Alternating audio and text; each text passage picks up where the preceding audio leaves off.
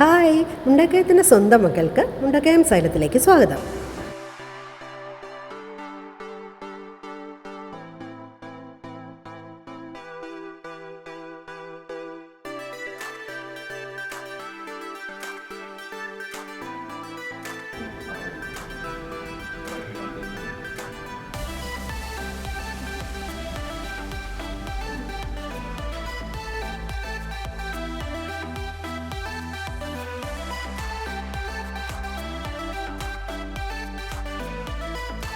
Mundakayam silent crash പ്രോഗ്രാമാണ് opt ചെയ്തത്.